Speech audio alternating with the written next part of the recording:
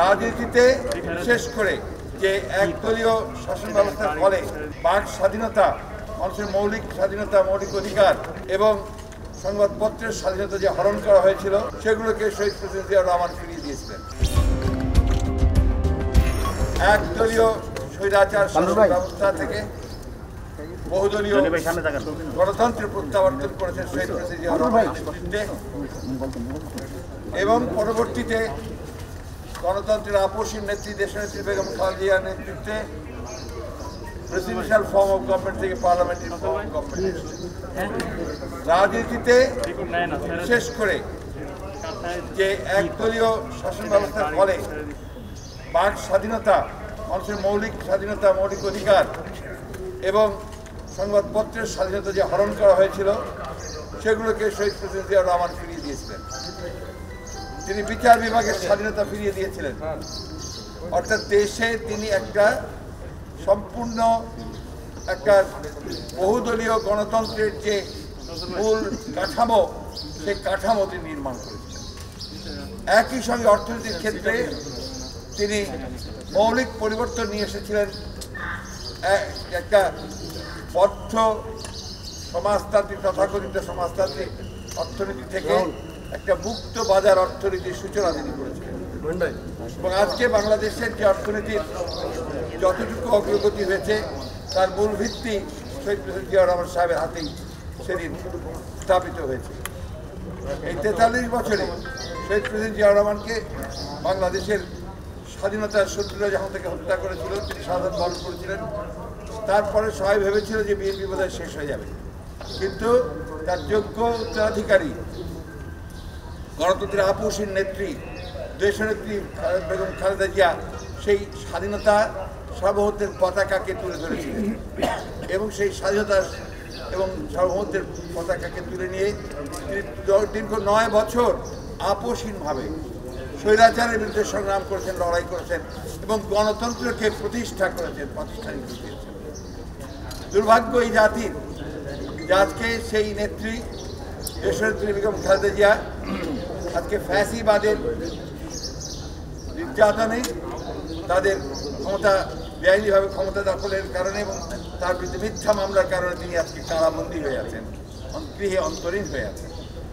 দুর্ভাগ্য এই জাতির যে আজকে প্রায় 50 বছর পরেও আজকে এই জাতি এখন পর্যন্ত তাদের যে অধিকারগুলো তারা পেয়েছিল বিভিন্ন আন্দোলন, সংগ্রাম, যুদ্ধের মধ্য দিয়ে সেই অধিকারগুলো তারা হারিয়ে ফেলে। সামনে আজকে জনগণ ভোটের অধিকার থেকে বঞ্চিত হচ্ছে।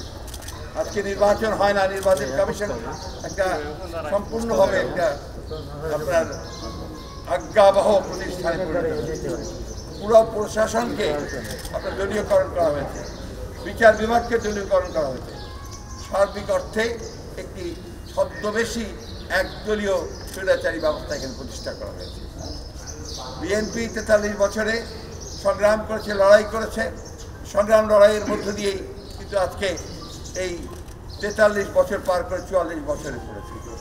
এখন বিএনপির সামনে সবচেয়ে বড় চ্যালেঞ্জ, সেই চ্যালেঞ্জ হচ্ছে দেশে গণতন্ত্রকে পুনরুদ্ধার করা এবং গণতন্ত্রের নেতা, গণতন্ত্রের আপসীন নেত্রী দেশনেত্রী বেগম খালেদা জিয়াকে মুক্ত করা। আজকে যে 35 লক্ষ মানুষের বিরুদ্ধে মিথ্যা মামলা, 500-এর উপরে অধিক আমাদের নেতা কর্মীদেরকে গুম করা হয়েছে, সহস্রাধিক নেতাকে হত্যা করা হয়েছে, এই অবস্থার পরেও বিএনপি আজকে নিঃসন্দেহে অত্যন্ত দৃঢ়ভাবে নিজের পায়ের উপর দাঁড়িয়ে আছে। সীমিত পরিসরের মধ্যেও বিএনপি তার কাজগুলো করছে। আমাদের লজ্জা হয়, দুঃখ হয় যে আজকে স্বাধীনতা ঘোষ শহীদ প্রেসিডেন্ট জিয়াউর রহমানের মাজারে যখন আমরা এখানে আসি তখন আমাদেরকে বাধা দেওয়া হয়, আমাদের নেতাকর্মীদের উপর গুলি চালানো হয়, গুলি বর্ষণ করা হয় এবং আমাদের নেতাকর্মীদেরকে গ্রেফতার করা হয়।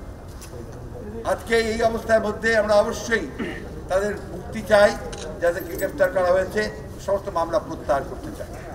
আজকে আমাদের এই 43 প্রতিষ্ঠা বার্ষিকীতে আমরা যখন সংগ্রাম করছি, লড়াই করছি, তখন আমাদের নেতৃত্ব দিচ্ছেন আমাদের দলের ভারপ্রাপ্ত চেয়ারম্যান জনাব তারেক রহমান।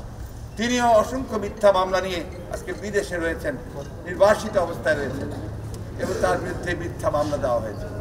আজকে তার নেতৃত্বে আমাদের দল অত্যন্ত সুসংগঠিত এবং আমরা আজকে এর সীমিত পরিসরের মধ্যেও আমরা আমাদের দলকে সংগঠিত করছি এবং রাস্তায় জনগণের যে দাবি দেওয়া আছে সেই দাবি দেওয়া নিয়ে আমরা আন্দোলন করছি। আমরা আশা করি সামনের বছর তার পরের বছরও নিঃসন্দেহে এই দেশে গণতন্ত্র প্রতিষ্ঠার জন্য আমরা সবচেয়ে বড় ভূমিকা রাখতে পারবো, আমরা নেতৃত্বের ভূমিকা রাখতে সক্ষম হব আমাদের ভারপ্রাপ্ত চেয়ারম্যান জনাব তারেক রহমানের।